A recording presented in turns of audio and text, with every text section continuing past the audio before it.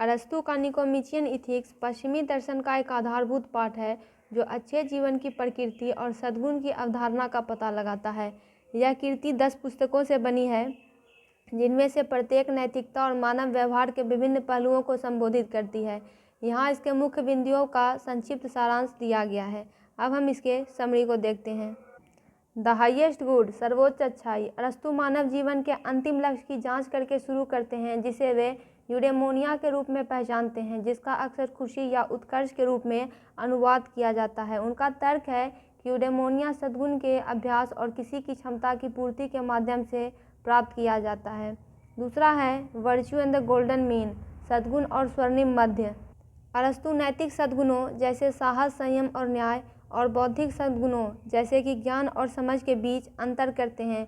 वे स्वर्णिम मध्य की अवधारणा पेश करते हैं, जो यह मानता है कि सद्गुण अधिकता और कमी के दो चरम सीमाओं के बीच स्थित है। उदाहरण के लिए साहस लापरवाही और कायरता के बीच का मध्य है। नैतिक विकास। अरस्तू सद्गुणी चरित्र के विकास में आदत के महत्व पर जोर देते हैं। उनका मानना है कि सद्गुण अभ्यास के माध्यम से प्राप्त होते हैं और नैतिक शिक्षा किसी के चरित्र को आकार देने में महत्वपूर्ण भूमिका निभाती है। स्वैच्छिक और अनैच्छिक क्रियाएं। अरस्तू मानवीय क्रियाओं की प्रकृति का पता लगाते हैं। स्वैच्छिक क्रियाओं ज्ञान और इरादे से की गई और अनैच्छिक क्रियाओं यानी अज्ञानता और मजबूरी से की गई के बीच अंतर करते हैं। उनका तर्क है कि नैतिक जिम्मेदारी स्वैच्छिक क्रियाओं से जुड़ी हुई है। न्याय और मित्रता। अरस्तू न्याय की अवधारणा की जांच करते हैं। वितरणात्मक न्याय और सुधारात्मक न्याय के बीच अंतर करते हैं। वह अच्छे जीवन में दोस्ती की भूमिका पर भी चर्चा करते हैं। 3 प्रकार की दोस्ती की पहचान करते हैं: उपयोगिता, आनंद और सद्गुण पर आधारित। चिंतनशील जीवन।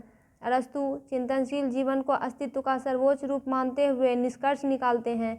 उनका तर्क है कि बौद्धिक चिंतन और ज्ञान की खोज का जीवन सबसे अधिक संतुष्टिदायक और यूडेमोनिया प्राप्त करने के सबसे करीब है।